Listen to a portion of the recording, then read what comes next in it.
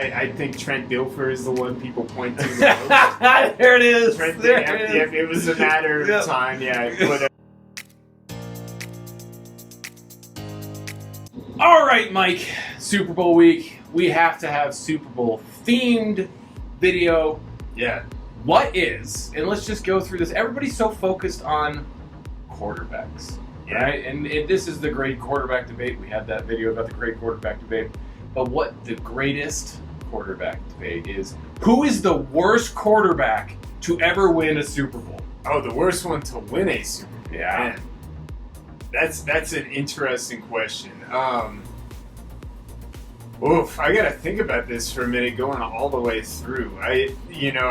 There's some unremarkable guys who, like Doug Williams, had an incredible Super Bowl against the Broncos and just destroyed Denver. He threw for like 400 yards. And then Doug Williams pretty much faded into obscurity. But that one day, Denver's defense, let me talk about this too. The Broncos defense gave up 400 passing yards to Doug Williams, and that wasn't even the best offensive performance. Timmy Smith rushed for 200 yards in that game.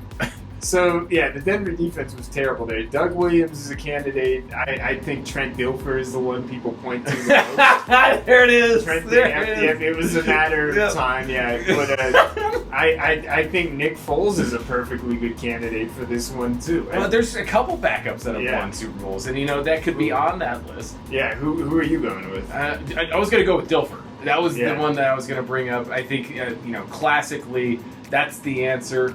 And you just always got to wonder, the one that I was always hoping to be able to do a segment about this was Tim Tebow. If Tim Tebow would have won the Super Bowl, they would have said, you don't even need a quarterback. You can put a fullback at the quarterback position. Let's go back to the wishbone, and there you go. Keep on dreaming. No, Tim Tebow was not winning a Super Bowl. Hey, man, he won a playoff game. How do you feel if you're the Steelers?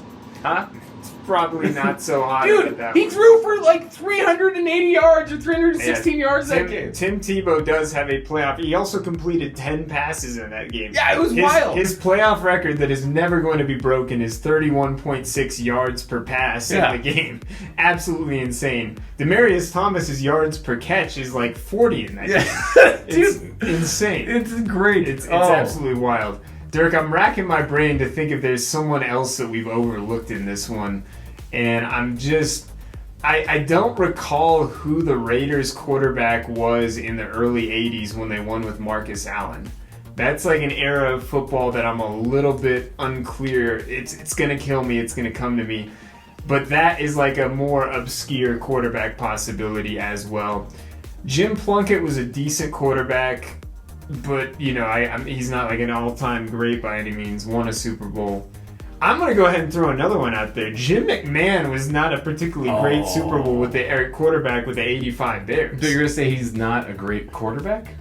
Jim McMahon in the NFL, not the best quarterback, but maybe the best team in football history. They've murdered everyone. So, yeah. I mean, it's a great debate. We got another one coming up for you.